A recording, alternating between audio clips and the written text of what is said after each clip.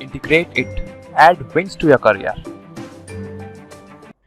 Hello guys, welcome back to our channel integrate it. ठीक है, अपना स्ट्रेंथ ऑफ मटेरियल्स अपन देख रहे थे। स्ट्रेंथ ऑफ मटेरियल्स में अपन ने शियर फोर्स, बेंडिंग मोमेंट और बेंडिंग स्ट्रेस, शियर स्ट्रेस भी देख लिया था। ठीक है, अब शियर स्ट्रेस मैंने पिछले लेक्चर में शियर स्ट्रेस बताया था, शियर स्ट्रेस, और उससे पहले मैंने बेंडिंग स्ट्रेस बताया था। अब बेंडिंग और शियर के बाद एक कंबाइंड स्ट्रेस भी एक टॉपिक बनता है, बट उससे पहले अपन को टॉर्शन देखना पड़ेगा। ठीक है, तो इसीलिए मैं पहले आपको, आज हमारा टॉपिक है टॉर्शन ऑफ सर्कुलर शाफ्ट। ठीक है, हमारे वही Rajasthan JE, SSC JE, GATE, ES सब में है हमारा यही टॉपिक। चलो स्टार्ट करते हैं। ठीक है, टॉर्शन ऑफ सर्कुलर शाफ्ट। क्यों? क्योंकि ये मैंने पहले अपन ने ये लिया अपन ने, क्योंकि ये आगे जो अपना कंबाइंड स्ट्रेस देखने वाले अपन, एक छोटा सा टॉपिक बनता है कंबाइंड स्ट्रेस, जो डायरेक्ट और बेंडिंग दोनों के आता है, तो उसमें टॉर्शन भी आता है, इसलिए अपन हम पहले टॉर्शन देख रहे हैं। ठीक है, बस यही ये मोटिव है, क्योंकि अपन ने कंबाइंड स्ट्रेस थोड़ा होल्ड पे रखा है, क्योंकि अपन ने बेंडिंग देख लिया, शियर भी देख लिया। अब टॉर्शन ऑफ सर्कुलर शाफ्ट देखते हैं। ठीक है, तो देखो टॉर्शन और सर्कुलर शाफ्ट। ठीक है, सर्कुलर शाफ्ट से तो मेरे को समझ में आता है कि अच्छा, एक मान लो ये एक ऐसा शाफ्ट है। ठीक है, अब शाफ्ट किस काम के आता है? Power transmission. ठीक है, पावर ट्रांसमिशन। शाफ्ट जो होते हैं हमारे, वो किस लिए होते हैं? पावर ट्रांसमिशन के लिए। पावर ट्रांसमिशन के लिए। एक क्वेश्चन तो यही हो गया छोटा सा। अब बात आती है कि ये इसमें है ना, अपन ने जैसे बीम देखी थी, तो बीम में क्या देखे थे? बेंडिंग मोमेंट और शियर फोर्स देखे थे। कॉलम देखा था, कॉलम में एक्सियल फोर्स और मोमेंट्स देखे थे। अब ये जो बार है, इस बार में क्या होगा? इस बार में ट्विस्टिंग आएगी। ठीक है, इसकी एक्सिस के अबाउट हम रोटेट करेंगे with the help of couple. ये देखो, अब ये वाला जो, अगर मैं इस एक्सिस के अबाउट अगर ऐसे कपल लगाऊं, अब कपल क्या होता है मैं स्टार्टिंग लेक्चर से बता चुका हूं। ठीक है, अब यहां देखो एक मोमेंट क्रिएट होगा किस एक्सिस के अबाउट? इस एक्सिस के अबाउट। तो उसको मैं नाम दूंगा टॉर्शन। क्यों? क्योंकि मैंने बता चुका हूं कि जब ट्विस्ट होता है, जब हम किसी चीज को निचोड़ते हैं, जैसे अपन कपड़े को निचोड़ते हैं ना, तो क्या करते हैं? उसको एक तरफ ऐसे और एक तरफ ऐसे। ठीक है, उसकी एक्सिस के अबाउट मूवमेंट लगाता हूं। जो अपन ने बेंडिंग मोमेंट देखा था बीम्स में, वो उसकी एक्सिस के अबाउट नहीं आ रहा था, ट्रांसफर्स आ रहा था। ओके, तो अगर उसकी एक्सिस के अबाउट मूवमेंट आता है, किसके? कोई भी पर्टिकुलर मेंबर है, तो वो हमारा क्या कहलाएगा? टॉर्शन, पहली बात। और ये टॉर्शन लगता कैसे है? With the help of couples. Clear? एक बात ये देखी कि अपन ने कि ये जो टॉर्शन है वो लगता कैसे? विद द, अब मान लो मैं एक और यहां भी लगा दूं, इधर ये P1 P2 दे दो, ये P1 P1, और यहां मैं ऐसे लगा दूं P2 P2। ठीक, क्लियर? तो अब एक T1, यहां T1 आएगा और इधर आएगा T2। अब ये किस डायरेक्शन में आएगा? देखो ये ऐसे आएगा, ये ऐसे आ रहा है T2। क्लियर? तो अब यहां क्या हुआ? एक टॉर्शन आया। यहां क्या हुआ? एक टॉर्शन आया। ये तो क्या आया? इसको क्या नाम दूंगा मैं? इसको मैं नाम दूंगा ड्राइविंग टॉर्क। के भाई साहब, ये जो शाफ्ट है, इस शाफ्ट को घुमाने के लिए मैं क्या कर रहा हूं? ये टी लगा रहा हूं। ठीक है, तो ये तो नाम आएगा ड्राइविंग टॉर्क।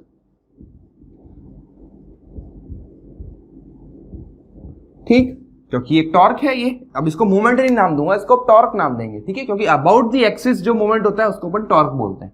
ठीक, तो ये तो क्या है? Driving torque. जैसे अब ये फिक्स्ड है, ठीक है, ये दीवार है, मान लो ये दीवार है, और दीवार को मेरे को, अगर ये दीवार में अगर ये मेरा मार्कर है, इसको मुझे घुमाना है, तो क्या करूंगा मैं? ऐसे निचोड़ूंगा।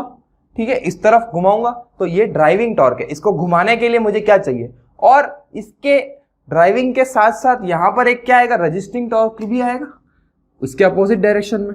ठीक है, तो इसको मैं नाम दूंगा जो रजिस्टिंग टॉर्क। जैसे मूवमेंट्स में क्या आया था? फिक्स्ड एंड मूवमेंट आए थे। जैसे मान लो अगर ये कैंटिलीवर थी, ठीक है, ये वाले रिएक्शन, एक क्या आता है? वर्टिकल रिएक्शन, एक हॉरिजॉन्टल, और एक यहाँ पे मोमेंट भी आता है ना। तो बस वही चीज है, रजिस्टिंग मोमेंट आता है इधर, और यहाँ क्या आएगा? रजिस्टिंग टॉर्क आएगा। सीधी बात। तो ये दो अलग अलग चीजें होती है, ड्राइविंग टॉर्क, एक रजिस्टिंग टॉर्क। क्लियर? तो जो हमारे जो शाफ्ट्स है हमारे, ये शाफ्ट्स, वो किस लिए, जो इसमें कौन कौन से टॉर्क आएंगे? जो हमारे जो ट्रांसमिशन, पावर ट्रांसमिशन के लिए जो हम शाफ्ट क्रिएट करते हैं। अब जैसे अपने को, जब अपन मैकेनिकल के तो है नहीं, अपने को मतलब नहीं है, ठीक है, ये कैसे कैसे क्रिएट होती है, इलेक्ट्रिसिटी कैसे जनरेट होती है, अपन को उससे कोई मतलब नहीं है। ठीक है, अपने को मतलब है ये जो आ रहे हैं, इसमें स्ट्रेसेस कैसे आएंगे, किसमें, इस मेंबर में। क्लियर, क्योंकि अपन तो स्ट्रेंथ ऑफ मटेरियल्स पढ़ रहे हैं, उसमें हमें स्ट्रेसेस देखनी है, हमें उसको डिजाइन करना है, किसके अकॉर्डिंग डिजाइन करना है, जिस अकॉर्डिंग इस पे स्ट्रेसेस आएंगे। क्लियर। तो अब यहां आ रहा है टॉर्क, ये इसको बोलूंगा मैं ड्राइविंग टॉर्क, इसको बोलूंगा मैं रजिस्टिंग टॉर्क। तो इन दोनों को जो सेटिस्फाई करेगा हमारा मेंबर, मतलब सेटिस्फाई का इन द सेंस क्या, जो दोनों को सह सकता है। क्लियर, इन दोनों के हिसाब से हमें डिजाइन करनी होती है। और जो शाफ्ट्स में, मतलब जो हमारे पावर ट्रांसमिशन के लिए जो शाफ्ट डिजाइन करते हैं हम, और खासकर सर्कुलर शाफ्ट है अपने सिलेबस में, सिर्फ और सिर्फ सर्कुलर शाफ्ट की बात करेंगे और दूसरे सेक्शंस की बात नहीं करेंगे, जैसा अपन ने बेंडिंग और शियर स्ट्रेस में देखा था। ठीक, तो बस यही है। ठीक है। अच्छा, अब इसकी बात आती है कि इसकी डायरेक्शंस कैसे लें। ठीक है, ये तो अपन ने ले लिया कि अच्छा ये शाफ्ट था और ऐसे कपल लग रहा था, तो इसकी डायरेक्शन कैसे आएगी। देखो मैं डायरेक्शन बनाऊं, यहां पर देखो, पहले ये कपल ऐसे आ रहा है और ये कपल नीचे आ रहा है। देखो अगर मैं ये दो मार्कर की हेल्प से लूं, ठीक, ये एक ऊपर एक नीचे, तो ये कहां घुमाएगा इस बीम को, ऐसे, यानी यहां पर तो कैसे आएगा, यूं आएगा टॉर्क, T2 नाम दे रहा हूं इसको। यहां देखो ये एक्सिस है हमारी, ये बहुत इंपॉर्टेंट है क्योंकि डायरेक्शन ही सारा खेल बिगाड़ देती है, और क्वेश्चन बिल्कुल स्ट्रेट फॉरवर्ड डायरेक्शन पे भी आ सकता है, और अपन जब आगे देखेंगे और कैसे कैसे क्वेश्चंस बनते हैं। इसका देखो, यहां देखो, ये दे रहा है नीचे, ये दे रहा है ऊपर, ये कैसे आएगा, ऐसे उल्टी डायरेक्शन में आएगा। ये तो आ रहा था ऐसे, और ये कैसे आएगा, यूं। देखो ये वाला था ऐसे और ये वाला आएगा ऐसे, उल्टा। क्लियर, इसको मैं नाम दूंगा T1। ठीक। अच्छा, अब ये लगेंगे कैसे भाई, ये तो अपन ने तो घुमा रहे हैं, तो चलो ठीक है, इसको मैं डिनोट कैसे करूंगा, डायरेक्शन कैसे लेके आऊंगा, तो वो लगता है राइट हैंड थंब रूल। ये बहुत इंपॉर्टेंट है। ठीक है, जब हम डायरेक्शन देखते हैं ना, sign convention, right hand thumb rule. ठीक, मैंने क्या लिया, हमारा राइट हैंड ले लिया। राइट हैंड जहां मेरा थंब की डायरेक्शन होगी वो क्या डायरेक्शन देगा हमें, टॉर्क की। तो देखो ये, इसको मैं ऐसे घुमाऊंगा तो ये ऐसे आएगा, देखो अंदर से बाहर आएगा, यानी ये यूं घुमा, यानी टॉर्क की डायरेक्शन क्या हुई यहां पर, इस तरफ T2। और यहां देखो ये है ऐसे, ये इस तरफ, तो डायरेक्शन इस तरफ आ रहा है। ये देखो मेरा हाथ ये रहा, और इसको मैं यूं घुमाऊंगा तो मेरा थंब कहां है, इस तरफ है ना, तो ये ऐसे T1। क्लियर, ये इंपॉर्टेंट है कि पहला क्वेश्चन तो ये बन जाता है कि डायरेक्शन अपन कैसे देख सकते हैं, with the help of sine convention. अगर मैं बात करूं तो with the help of right hand thumb rule से हमें मिलता है कि कौन सा किस तरफ होगा डायरेक्शन। ठीक। अच्छा, तो ये अपन ने देख लिया एक। अब सीधा इसके ऊपर आ जाते हैं कि अपन स्ट्रेसेस कैसे कैलकुलेट करेंगे। ठीक है, जैसे अपन ने बेंडिंग स्ट्रेसेस में स्ट्रेसेस का फॉर्मूला देखा था, शियर स्ट्रेस में फॉर्मूला देखा था, तो इसमें भी फॉर्मूला देखेंगे बस, क्योंकि हमारे को कोई मतलब नहीं डेरिवेशन से, और कोई मतलब नहीं हमारे को कैसे आया वो फॉर्मूला, क्यों आया। ठीक है, बस अजम्पशंस देखेंगे जरूर, क्यों, क्योंकि थ्योरीज के अजम्पशंस बहुत इंपॉर्टेंट है। ठीक, तो देखो जैसे अपन ने फ्लेक्सर फॉर्मूला पढ़ा था बीम्स के लिए, यहाँ पे क्या पढ़ेंगे, टॉर्शनल फॉर्मूला। और क्या, क्योंकि देखो सब सिमिलर चीजें होती हैं। अगर बीम में बेंडिंग मोमेंट है तो यहाँ शाफ्ट्स में टॉर्शन है। ठीक, वहां फ्लेक्सर फॉर्मूला था तो यहाँ पे टॉर्शनल फॉर्मूला है। ठीक है, तो बताओ वहां पे क्या था, M/I था, तो यहां क्या होगा, T/J। वहां क्या था, बेंडिंग स्ट्रेस अपॉन Y, तो यहां आएगा shear stress τ/R, radial distance, equal to वहां पे क्या था, E/I, यहां आएगा G∅/L, या इसको N∅/L भी बोलते हैं। ठीक है, अब ये क्या है सब चीजें वो भी देख लेते हैं। तो ये एक बार इसको, ये फॉर्मूला है हमारा, बहुत इंपॉर्टेंट फॉर्मूला, सारे क्वेश्चन इसी से करेंगे। T क्या है हमारा, टॉर्शन, जो भी टॉर्शन आ रहा है, टॉर्शनल मोमेंट एग्जैक्ट बोलो तो। J क्या है, J polar moment of inertia. देखो पोलर मोमेंट ऑफ इनर्शिया, ये मैं बता चुका हूं मेरे मोमेंट ऑफ इनर्शिया वाले सब्जेक्ट में, चैप्टर में। Polar moment of inertia, polar moment of inertia क्या होता है, सम ऑफ टू परपेंडिकुलर डायरेक्शन में जो मोमेंट ऑफ इनर्शिया होगा, IXX और IYY। ठीक, टाउ क्या है, जो शियर स्ट्रेसेस डेवलप हो रहे हैं, शियर स्ट्रेसेस। अब इस पे बेंडिंग स्ट्रेसेस नहीं आएंगे, यहां शियर स्ट्रेसेस आएंगे। ठीक है, शियर स्ट्रेसेस, आर क्या है, किसी रेडियल डिस्टेंस पर। जैसे अपन ने y लिया था तो y इधर क्या लिया था अपन ने, अगर सेंटर्ड से यहां से अपन ने किसी एक सेक्शन पे y लिया था, ठीक है, जैसे बेंडिंग में किया। और यहाँ पे क्या करेंगे, किसी एक रेडियल डिस्टेंस पर एक सर्कल मानेंगे वापस, तो ये r लेंगे, ठीक है, बस वही चीज है, रेडियल डिस्टेंस। अच्छा, और g देखो अपन स्टार्टिंग में एक इलास्टिक कांस्टेंट देखा था, क्या था, modulus of rigidity, modulus of rigidity, और इसी को ही मैंने नाम दिया था n। g भी लिख सकते हैं, n भी लिख सकते हैं। अच्छा, थीटा या फाई क्या है, ये एंगल ऑफ ट्विस्ट है, एंगल ऑफ ट्विस्ट, क्लियर। और l तो हमारा स्पान है, ये लेंथ है शाफ्ट की, लेंथ ऑफ शाफ्ट, ठीक है, एंगल ऑफ ट्विस्ट। अब क्योंकि जो हमारा क्या हो रहा है, टॉर्शन आ रहा है, तो वो रोटेट होगा, रोटेशन होगी हमारी शाफ्ट की। तो जो रोटेशन के, अब रोटेशन है तो रोटेशन कैसे होगा, मेरे को एंगल ऑफ ट्विस्ट मिलेगा ना, कि पहले एक्सिस यूं थी, उसके बाद रोटेट हो गया वो हमारा शाफ्ट, क्लियर। तो अब ये वाला जो टॉर्शनल फॉर्मूला है, ये आप बहुत ही इंपॉर्टेंट है, नोट कर लो, स्क्रीनशॉट ले लो, जो मर्जी ले लो, इसी से ही अपन सब कुछ कैलकुलेट करने वाले हैं। सब मैंने बता दिया कि ये सब क्या क्या चीजें होती हैं। अब अपन अजम्पशंस पे चलते हैं, क्योंकि अजम्पशंस हर थ्योरी का बेसिक होता है, क्योंकि जो भी ये कहां से आया है, ये सब चीजें कैसे आई है, जैसे जैसे फ्लेक्सर फॉर्मूला में जो अजम्पशंस थे वो के वही है, और उससे एक आधा चेंज भी है, ठीक। तो उसके अजम्पशंस इंपॉर्टेंट है। पहला अजम्पशन देखो, अब मैं लिखवाऊंगा नहीं, सीधा बोल रहा हूं, ये लिखवा दूं, चलो लिख ही लो, छोटे छोटे अजम्पशंस हैं वो लिख लेते हैं अपन, क्योंकि ये भी डायरेक्ट क्वेश्चन आ सकता है कि अगर ये टॉर्शन फॉर्मूले के लिए जो अजम्पशंस हैं वो है कि नहीं, ऑप्शंस में आ सकता है कि ये अजम्पशन है या नहीं है। पहला क्या है, पहला है the shaft located with the shaft loaded with, ठीक है, shaft loaded with twisting couples only, shaft loaded, इसमें ना कोई मोमेंट आएगा, ना कोई शियर आएगा, ना कोई दूसरा फोर्स आएगा, shaft loaded with twisting couples, पहला अजम्पशंस।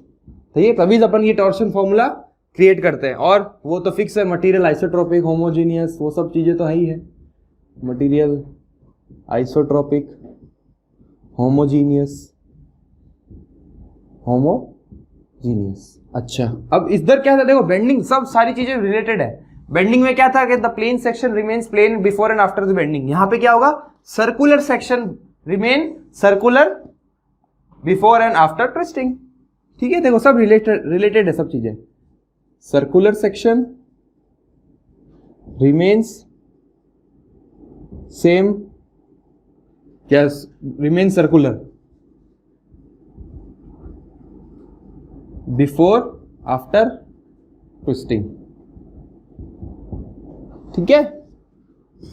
एक और अजम्पशन होता है इसका, कि the stress is proportional to strain, ठीक है, तो इधर से ही तो जी निकला था हमारा, ठीक। और द टॉर्शन इज यूनिफॉर्म, ये भी इंपॉर्टेंट है कि जो हमारा अलोंग द लेंथ है वो यूनिफॉर्म टॉर्शन है, torsion is uniform along the length, along the length, clear. तो ये दो चार कुछ अजम्पशंस थे, ये अपन आप नोट कर लो, देख लो, जो भी है अपने ये काम की चीज है, ठीक। चलो अब एक छोटा सा फॉर्मूला आता है पावर ट्रांसमिशन का। देखो जो जो चीजें इंपॉर्टेंट है, जो एग्जाम पॉइंट ऑफ व्यू से है, खासकर अपने स्टेट एई जेई के एग्जाम्स होते हैं, जो भी एसएससी है हमारा, उसके अकॉर्डिंग ही बता रहा हूँ, एसएससी जेई है, राजस्थान जेई है, उसके अकॉर्डिंग ही अपना सिलेबस चल रहा है, ठीक है। बच्चे क्वेरी पूछते हैं कि सर हम आपको बिल्कुल ही आंख बंद करके फॉलो करें, आपको ही सिलेबस पढ़ें, तो मैं भी यही कहता हूँ कि बिल्कुल, क्योंकि मैं जितना पढ़ा रहा हूँ सिलेबस से थोड़ा ज्यादा ही पढ़ा रहा हूँ, बस सिलेबस एग्जैक्ट जो भी हमारा सिलेबस है वो तो पढ़ा ही रहा हूँ, उसके अलावा ही आपको चीज बताई जाएगी, उससे कम नहीं बताई जाएगी, ठीक है। क्योंकफैक्टर ऑफ सेफ्टी देखा था ना अपन ने, कि फैक्टर ऑफ सेफ्टी लेके चलना पड़ता है अपन को। चलो अब पावर ट्रांसमिशन, अब जैसे मैंने नाम बताया था कि जो शाफ्ट है वो किस लिए काम आता है, पावर ट्रांसमिशन के। तो पावर ट्रांसमिशन का कोई फॉर्मूला भी होता होगा, बिल्कुल होता है।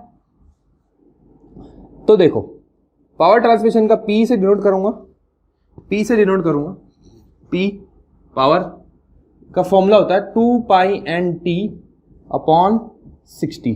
तो P तो क्या है हमारा पावर, अब इसमें यूनिट्स की बहुत रोल है, प्ले, ठीक है, बहुत ज्यादा रोल प्ले करता है किसके लिए, इन यूनिट्स में, क्योंकि अगर ये किलोवाट में है तो बाकी सब जो है जिसमें भी होने चाहिए, ये टॉर्शन है इन किलो न्यूटन मीटर, और जो ये एन है रिवॉल्यूशंस पर मिनट, रिवॉल्यूशंस, ये क्वेश्चन सीधा सीधा आया हुआ था एएन के एग्जाम में, ठीक है, डायरेक्ट पावर पूछी थी, और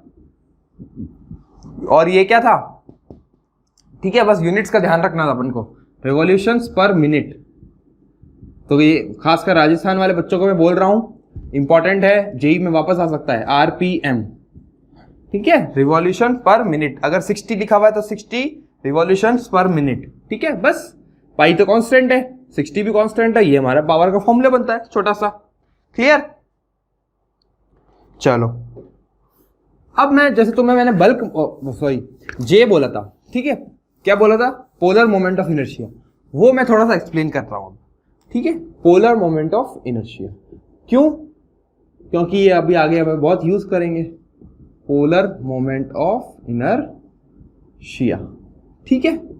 जैसे एक सर्कुलर सेक्शन है, जैसे एक सर्कुलर सेक्शन है, यहां है एक्स एक्स, यहां है वाई वाई, ठीक है, तो बताओ आई एक्स एक्स और आई वाई वाई दोनों बराबर होंगे कि नहीं होंगे, होंगे कि नहीं होंगे, बिल्कुल सर्कुलर सेक्शन है, और दोनों किसके बराबर होंगे, पाई बाई 64 d4 के। तो बताओ जे कितना हो जाएगा, आई एक्स प्लस आई वाई, यानी कितना हुआ, देखो दोनों को ऐड कर दो, 2 टाइम्स हो जाएगा, 2 टाइम्स पाई बाई 64 d4 हो जाएगा, यानी ये निकलेगा पाई बाई 32 d4, ये निकल गया हमारा क्या, जे निकल गया। अब आगे अपन यूज करेंगे ना, तो डायरेक्ट ये यूज करेंगे, pi by 32 d to the power 4, okay. अब मान लो अभी ये तो सिर्फ और सिर्फ क्या था, सॉलिड था, ये क्या है, सॉलिड है। अगर मैं हॉलो की बात करूं, यहीं कर देते हैं, अगर मैं हॉलो की बात करूं, एक ये, ठीक है, फिगर पे मत जाना,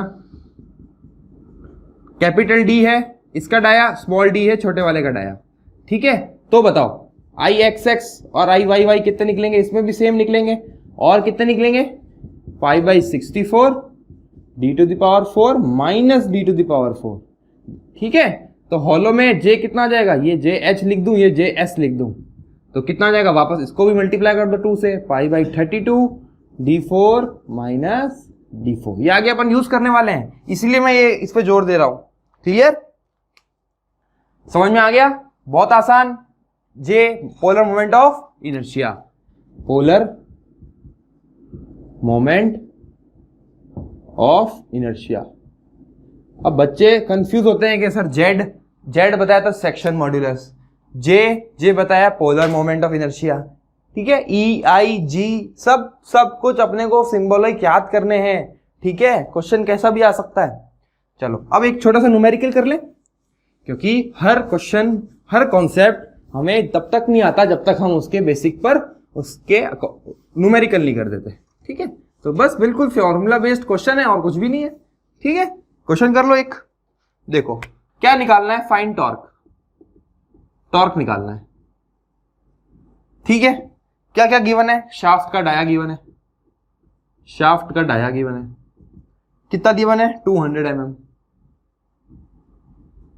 और क्या गिवन है कि shear stress not exceed, shear stress की मैक्सिमम वैल्यू दे रखी है, शेयर स्ट्रेस इसको लिख लेते अलाउेबल शेयर स्ट्रेस, ठीक है, ये दिया हुआ है 50 न्यूटन पर mm स्क्वायर, 50 न्यूटन पर mm स्क्वायर। तो बताओ फाइंड टॉर्क। तो अभी अपन ने थोड़ी देर पहले फॉर्मूला देखा था कि T upon J equals to what, tau by r, देखा था।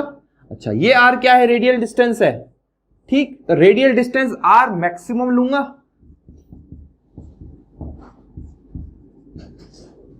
आर मैक्सिमम लूंगा यहां तक, ठीक, यानी कैपिटल आर के बराबर ही लूंगा, क्लियर।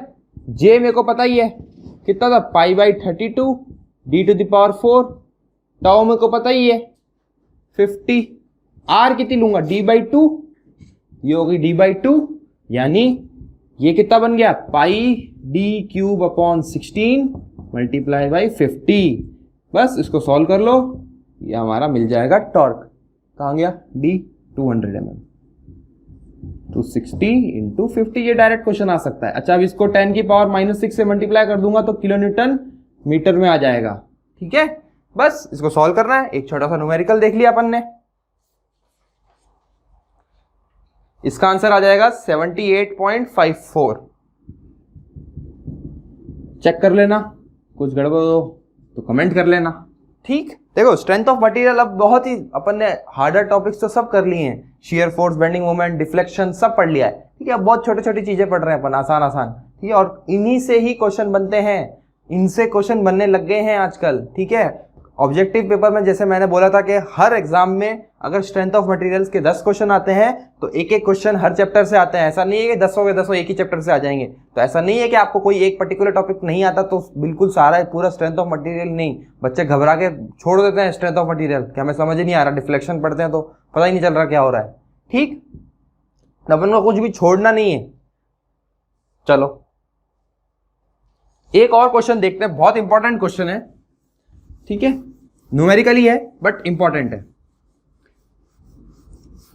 अभी मैंने हॉलो और सॉलिड दोनों के लिए बताया था जे निकालना। ठीक है, वही अब काम आएगा इसमें। ठीक, तो इसमें एक गिवन है कि शाफ्ट ट्रांसमिट कर रहा है पावर 300 किलोवाट की। एक कोई शाफ्ट है, ठीक है, 300 किलोवाट पावर शाफ्ट कर रहा है और कितने आरपीएम में, एन की वैल्यू दी हुई है 120 आरपीएम।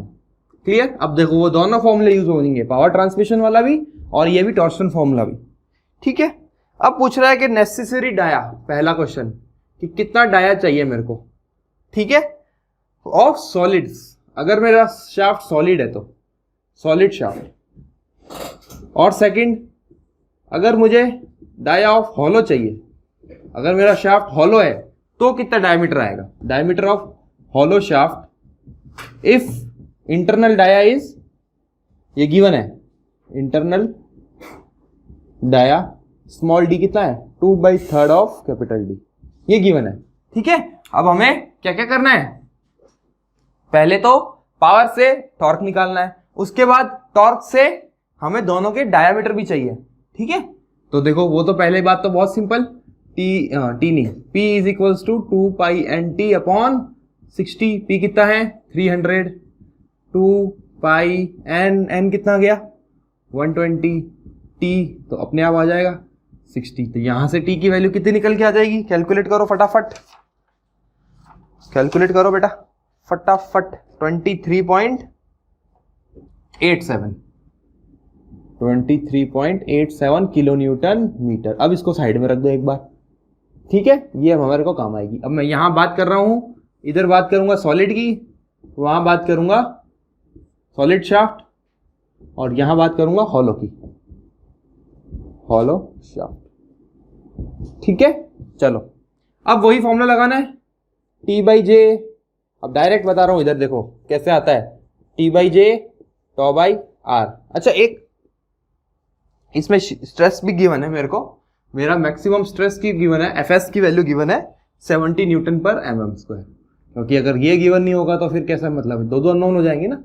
तो बताओ T equals to T/J equals to τ/r। तो बताओ T इक्वल्स टू क्या लिख सकता हूं, τ/J/r। तो J कितना आ गया Tr/τ। ठीक है, हमें तो J से मतलब है ना, क्यों, क्योंकि सॉलिड का J कितना होता है π/32 d व्हाट क्यूब या 4।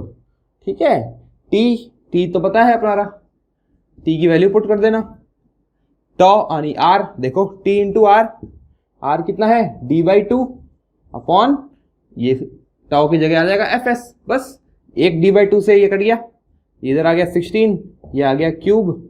ठीक है, ये आ गया d cube is equals to 23.87, इसको 10 की पावर 6 में बदलो और डिवाइडेड बाई पाई नीचे चला गया 3.14, और Fs की वैल्यू कितनी है 70, इसका क्यूब रूट कर देना, d की वैल्यू आ जाएगी हमारे पास, d की वैल्यू आ जाएगी हमारे पास अप्रोक्सीमेटली आएगा 121 mm। क्लियर। ठीक है, सॉलिड शाफ्ट निकाल दिया मैंने कि अगर मैं सॉलिड शाफ्ट का, मेरा जो शाफ्ट है वो अगर सॉलिड लगाऊं तो मेरा डायमीटर कितना देगा, इसी वैल्यूज के लिए 121। क्लियर। अब इसी में ही मैं अगर करूं J इक्वल टू, अब इसका J कितना था d⁴ minus d⁴, small D का देखो दे रखा है, और वापस यहाँ पे तो सब सेम चीज आएगी, T अब यहाँ पे भी r d/2 होगा, यहाँ स्मॉल d/2 मत कर देना, कैपिटल d/2 ही आएगा अपॉन fs। ठीक है, अब यहाँ पर वैल्यू पुट कर दो बस, यह बन जाएगा π/16 d4 माइनस d/2/3d की पावर 4 अपॉन d, बस अननोन d है ना, t अपॉन fs।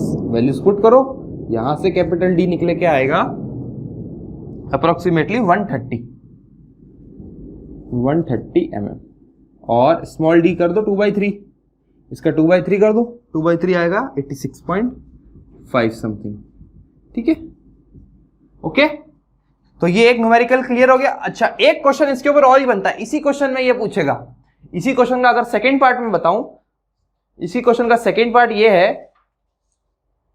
कहां गया सेकेंड पार्ट, ये रहा, calculate the percentage saving, calculate the percentage saving, ठीक है, if the material is hollow shaft. ठीक है, अब मटेरियल सेविंग का क्या मतलब है कि अब मैं ये लगाऊं या ये लगाऊं, सॉलिड लगाऊं या हॉलो लगाऊं, ये मुझे कैसे पता चलेगा, इनके वेट से, क्योंकि मटेरियल तो मैं ये थोड़ी कह सकता हूं मटेरियल को देख के कि हॉलो है या शाफ्ट है, किस पे कम लग रहा है, मुझे वेट निकालना पड़ेगा ना मटेरियल का। अपन कोई भी चीज है, किसी भी चीज को कैसे डिफाइन करते हैं, उसके वेट से डिफाइन करेंगे कि मेरे को इतना लीटर दूध चाहिए ना, तो 2 या 3 कौन सा दूं। ठीक है, वही बात है। ठीक है, कि हॉलो शाफ्ट के लिए मेरे को इतना मटेरियल लगेगा, इसके लिए इतना मटेरियल लगेगा, कितना किसके लिए कितना लगेगा वो अपने को निकालना पड़ेगा, तो अभी निकाल लेते हैं।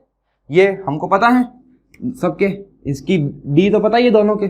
चलो तो बताओ, अगर मुझे वेट निकालना है तो वेट क्या होता है, एरिया इंटू वॉल्यूम,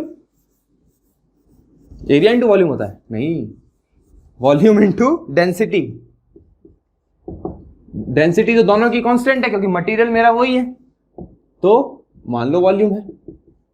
अगर मैं पर यूनिट लेंथ की बात करूं तो एरिया इंटू 1 ये लिख सकता हूं, अगर पर यूनिट दोनों, क्योंकि वेट पर यूनिट लेंथ ही निकालते हैं अपन हमेशा, क्योंकि लेंथ तो दोनों की फिक्स है ना, इसने ये थोड़ी बोला कि हॉलो की ये होगी और सॉलिड की ये होगी। तो बताओ, ये सेम है, एरिया कितना होगा, π/4d² इंटू 1। ठीक है, ये निकल गया, डी की वैल्यू यहां पुट कर दो। ये किसके लिए बात कर रहा हूं, WS की बात कर रहा हूं, तो ये पूरा कांस्टेंट है K, और d², डी का कितना आया था, इसका डी कितना आया था, इसका डी आया था हमारे पास, इसका डी कहां गया हमारे पास, 121 था, तो यहां पर K इंटू 121 का स्क्वायर कर दो। ठीक है, और W हॉलो की बात करता हूं, तो हॉलो में डेंसिटी तो वही रहेगी, बट यहां एरिया कितना हो जाएगा, π/4d² माइनस स्मॉल d², ये आ जाएगा ना, तो ये वापस K 130 का स्क्वायर माइनस 86.5 का स्क्वायर, तो ये आ जाएगा WH। अब ये कम ही आएगा इससे। ठीक है, हॉलो सिलेंडर, हॉलो शाफ्ट हमारा, आप भले सिलेंडर भी बोल सकते हो, वो भी हॉलो शाफ्ट ही है, तो हॉलो शाफ्ट हमारा क्या होगा, कौन सा ज्यादा काम का है, ये वाला हॉलो वाला। ठीक है, इन दोनों में से मटेरियल कम किस में लग रहा है, हॉलो में लग रहा है। क्लियर, और कितना कम लगेगा, परसेंटेज सेविंग में निकाल दूं, दिस माइनस दिस, और क्या, परसेंटेज सेविंग निकालना है मेरे को, परसेंटेज सेविंग निकालना है, ये आ जाएगा WS minus WH upon WS into 100। बस इन दोनों को माइनस करके डिवाइड कर देना। देखो डेंसिटी का भी काम नहीं है, इसलिए क्वेश्चन में गिवन भी नहीं है। क्लियर, क्योंकि डेंसिटी ऊपर नीचे आके कट जाएगा, सेम रोल है। चलो ठीक, ये अपन ने देख लिया, ये अपन ने देख लिया न्यूमेरिकल। ठीक, अच्छा अब बात आती है कि जैसे इरेगुलर शेप्स होते हैं। ठीक है, इरेगुलर शेप्स मतलब अभी जैसे अपन ने सर्कुलर की बात करी, तो यहां पर सिर्फ सर्कुलर की ही बात करेंगे, बट अगर मैं पावर ट्रांसमिशन के लिए जरूरी थोड़ी मेरे एक की शाफ्ट से काम बन जाएगा, मैं 2 लगाऊं, 3 लगाऊं, 4 लगाऊं, मेरी मर्जी। ठीक है, मतलब अगर ये शाफ्ट है तो ये शाफ्ट ऐसे एक है, फिर इसके आगे दूसरा है, फिर और बड़े वाला है। ठीक है, ऐसे अलग अलग शाफ्ट जोड़ सकता हूं मैं। ठीक है, जरूरी थोड़ी है मेरा इसी शाफ्ट से मेरे पावर ट्रांसमिशन मेरे को अगर दूर तक चाहिए, तो अगर मेरे को कुछ भी दूर तक नहीं, लेंथ से फर्क पड़ता है, ठीक है, एरिया से फर्क पड़ता है, तो मैं ऐसा कॉम्बिनेशन बनाऊं। अब मुझे कॉम्बिनेशन देखना है, सीरीज कॉम्बिनेशन और पैरेलल कॉम्बिनेशन। ये वाला कौन सा कॉम्बिनेशन है, सीरीज कॉम्बिनेशन। अभी देखते हैं अपन दोनों कॉम्बिनेशन को। ठीक है, तो मैं बात करूंगा कॉम्बिनेशन ऑफ शाफ्ट्स की। ठीक है, या एग्जैक्ट लिखूं तो एंगल ऑफ, तो ये अब सबका एंगल ऑफ ट्विस्ट चाहिए हमें, मेनली एंगल ऑफ ट्विस्ट की बात करता हूं। Angle of twist for series and parallel combination. अब ये डायरेक्ट इनके ऊपर फॉर्मूले बेस्ड जाते हैं और वही हमें देखना है, पैरेलल एंड सीरीज कॉम्बिनेशन। ठीक, तो पहली बात करते हैं सीरीज की, सीरीज कॉम्बिनेशन की बात करता हूं। सीरीज कॉम्बिनेशन में मान लो अगर एक शाफ्ट ऐसे है, अब देखो यहाँ पे अगर मेरे को साइन कन्वेंशन नहीं पता होते, थंब रूल नहीं पता होता, तो मैं ये सीरीज कॉम्बिनेशन में ये डायग्राम से मदद से टॉर्क नहीं निकाल पाता। ठीक, इसकी लेंथ L1, इसकी L2, इसकी L3, क्लियर। और क्या क्या है, ये मान लो पॉइंट B है, अच्छा ये पॉइंट E है, एक और लेंथ है ना इसमें 4, एक और जोड़ लो, चलो एक और जोड़ लेते हैं, अच्छे से क्लियर हो जाएगा।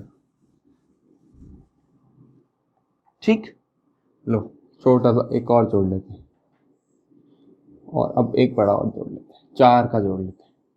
ठीक है, तो यहाँ L2, ये L3, ये L4, ये पॉइंट है B, ये पॉइंट है बीच वाला इधर है D, ये वाला पॉइंट है लास्ट वाला A, और ये बच गया कुछ C।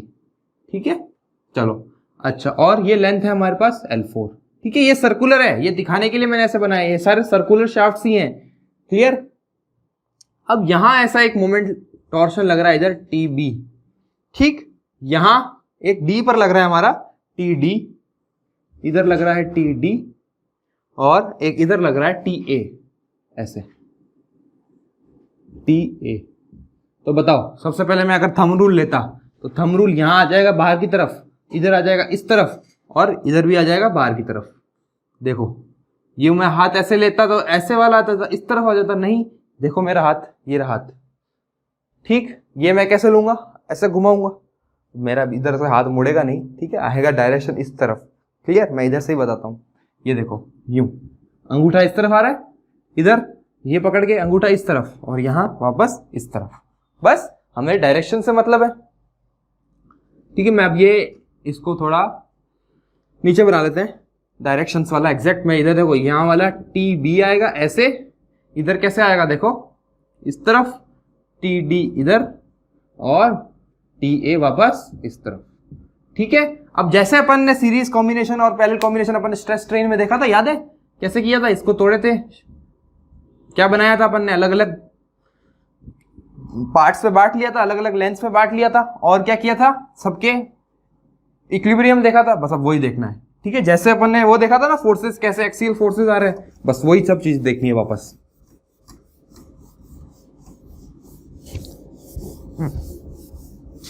ठीक है, मैं अब पर्टिकुलरली बना के बता रहा हूं कि जैसे ये फर्स्ट वाला था, तो फर्स्ट वाले में यहां पे TB लग रहा था, ठीक है, और एक और लेंथ थी, फिर एक और लेंथ थी, और फिर एक और चौथा वाला बड़ा वाला। ठीक है, डायरेक्शंस देख लो, यहां पे क्या लग रहा था, TA सबसे पहले, तो बताओ इधर TA, तो यहां भी TA। ठीक, और अच्छा एक TC भी लग रहा था, ठीक है, इस डायरेक्शन में एक और TC भी है, यहां पर मैंने देखा था ना TC भी है। अगर मैं बस समझने की बात है, बस ये सिर्फ समझाने की बात है और कुछ नहीं। ठीक, यहां पर ये TA हो गया। अब TC इधर आ रहा था, TC माइनस TA उस डायग्राम में है ना, बस एक TC और जोड़ लो, तो यहां पर भी TC माइनस TA होगा, क्लियर। अच्छा TD भी था एक, TD किधर लग रहा था, इस डायरेक्शन में लग रहा था, तो यहां पर इस फोर्स पे कितना आएगा देखो, इधर TD plus TC minus TA वापस, क्योंकि ये वाली जितना का जितना वापस यहां भी लगेगा, और सेम टू सेम यहां भी यही लगेगा, TD plus TC minus TA, और वापस सेम टू सेम यहां पर भी यही लगेगा, TD plus TC minus TA, और टोटल TB, और ये सब इक्वल हो जाएंगे। ठीक है, तो एक कुल मिला के एक रिलेशन बन जाएगा और कुछ नहीं। बस जैसे अपन ने वो, ये मेरा फर्स्ट लेक्चर था ना जो स्ट्रेस स्ट्रेन वाला, सिंपल स्ट्रेस स्ट्रेन, जिसमें मैंने ये सीरीज कॉम्बिनेशन बताई थी, बस वही चीज है सेम, बस नाम अलग है, टॉर्शन आगे, और कुछ भी नहीं, क्लियर। तो अब हमें मतलब है फाई AB से, ठीक है, A से लेके B तक, तो सबका सम कर दो, फाई 1 मतलब अलग अलग एंगल ऑफ ट्विस्ट आएगा इनका। कहने का मतलब यही है, अगर सीरीज कॉम्बिनेशन है, अगर सीरीज कॉम्बिनेशन है तो क्या होगा, सारे एंगल ऑफ ट्विस्ट आपस में ऐड हो जाएंगे, क्योंकि सबके अलग अलग एंगल ऑफ ट्विस्ट आएंगे, क्लियर। और टॉर्शन भी सबका अलग अलग ये आ रहा है। ठीक, तो ये अपन ने देख लिया कि फाई ए से लेके बी तक क्या हो गए, सबको ऐड कर दो। अगर एक एंड फिक्स्ड होता है, ये एक इंपॉर्टेंट चीज है, अगर इफ बी इज फिक्स्ड तो यहां कोई एंगल ऑफ ट्विस्ट आएगा? देखो बिल्कुल नहीं। तो फाई बी कितना हो जाएगा? 0 हो जाएगा। क्लियर? तो बस ये तो अपन देख चुके थे। जैसे यहाँ पर अगर फिक्स्ड बीम होती थी तो यहाँ पे कोई स्लोप आता था क्या? कोई स्लोप नहीं आता था। यहाँ पे थीटा 0 ही होता था। वाह, यहाँ पर भी सेम चीज है, यहाँ पे कोई एंगल ऑफ ट्विस्ट नहीं आएगा। ठीक है। और अगर मैं टॉर्शन फॉर्मूले से देखूं, टॉर्शनल फॉर्मूले से देखूं तो एंगल ऑफ ट्विस्ट कैसे निकलेगा? अपन ने टॉर्शन फॉर्मूला देखा था कि T by J equals to क्या था? जी फाई बाई एल था। तो यहां से मुझे क्या चाहिए? फाई चाहिए। तो फाई कितना निकलेगा? टी एल अपॉन जी जे। ये एक फॉर्मूला और बन गया हमारे पास डायरेक्ट। और ये फॉर्मूला बहुत यूज होता है, टी एल अपॉन जी जे। सब पता है, टी पता है, एल पता है, जी पता है, जे पता है। क्लियर? तो अगर इन सब की बात करूं, फाई वन की बात करूं, तो फाई वन तो आ जाएगा टी बी, यहां पे टी बी लग रहा था, एल वन अपॉन जी वन जे वन। ऐसे ही फाई टू, फाई थ्री और फाई फोर। क्लियर? बस ये चीज काम की थी कि सीरीज कॉम्बिनेशन में क्या है। क्वेश्चन यहां से बनता है कि सीरीज कॉम्बिनेशन में सारे एंगल ऑफ ट्विस्ट ऐड हो जाएंगे। और एक इसके ऊपर भी क्वेश्चन आ सकता है कि डायरेक्ट ये पूछ ले, कोई सा भी फाई पूछ ले। ठीक, अब एक पैरेलल कॉम्बिनेशन भी देख लेते हैं अपन फटाफट। इसके ऊपर अपन क्वेश्चंस करेंगे और प्रैक्टिस क्वेश्चंस का अपना अलग सीरीज चल रही है। वहां पे मेरे सारे क्वेश्चंस, ऑब्जेक्टिव क्वेश्चंस कवर करता हूं मैं। अपने को यहाँ पे बोर्ड पे क्वेश्चन आता है और मैं यहाँ पर आपको सॉल्यूशन करवाता हूँ। ठीक है, आप जाके दूसरे क्वेश्चंस भी देख सकते हैं, प्रैक्टिस कर सकते हैं। क्लियर? आपको डिस्क्रिप्शन में इसका लिंक मिल जाएगा। चलो अब पैरेलल कॉम्बिनेशन देखता हूं। देखो अपन ने बचपन में जब रेजिस्टेंस पढ़े थे तो पैरेलल कॉम्बिनेशन में क्या देखा था कि ये ऐसे लगता था, यानी ये लेंथ टू लेंथ लगता था। ठीक है, इन दोनों की लेंथ सेम होती थी। ठीक है, ऐसे की ऐसे यहां पर भी क्या होगा, ऐसा ही कुछ अरेंजमेंट होगा शाफ्ट्स का। ठीक है, तो यहां पे कुछ ऐसा अरेंजमेंट होगा, ये ऐसे, इसके अंदर एक और। ठीक है, अब ये हॉलो शाफ्ट नहीं है। ठीक है, ये दो शाफ्ट्स का कॉम्बिनेशन है। क्लियर? तो अब क्या होगा, जैसे एक तो ये पूरा वाला और एक ये हो गया ये वाला अंदर वाला। ठीक, तो यहां पर अगर मान लो टी लग रहा है, पूरा इधर लग रहा है टी। ठीक, तो इसको लगेगा T1 और इसको लगेगा T2 और इन दोनों का सम होगा T1 प्लस T2। ठीक, और दोनों का रोटेशन फाई वन और फाई टू सेम होगा। क्यों? क्योंकि ये है तो बिल्कुल एक ही। देखो, अगर एंगल रोटेट करता हूं तो अंदर वाला भी उतना ही घूमेगा जितना बाहर वाला घूमेगा। क्लियर? तो यहां से अगर phi one equal to phi two है तो T1L अपॉन लेंथ भी दोनों की सेम होगी, G1 J1 T2L upon G2 J2। ये रिलेशन आ गया यहां से। बस यही काम का चीज है हमारी।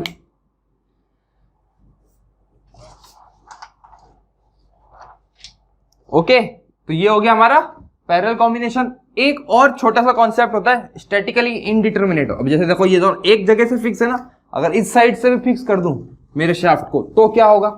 ठीक है, बस छोटा सा चैप्टर है हमारा, इसमें और कुछ नहीं है। सारे मैंने कॉन्सेप्ट बता दिए, क्वेश्चन भी अपन ने एक आधा देख लिया। और जैसा खासकर पावर ट्रांसमिशन वाले के ऊपर क्वेश्चन बनता है ऑब्जेक्टिव में। ठीक है, डायरेक्ट फॉर्मूला बेसिक। अब एक मैं स्टैटिकली इनडिटर्मिनेट का बता रहा हूं लास्ट, उसके बाद अपना टॉर्शन भी कंप्लीट हो जाएगा। Statically indeterminate. ठीक है, स्टैटिकली इनडिटर्मिनेट मतलब ये वाला भी फिक्स और इस साइड से भी फिक्स।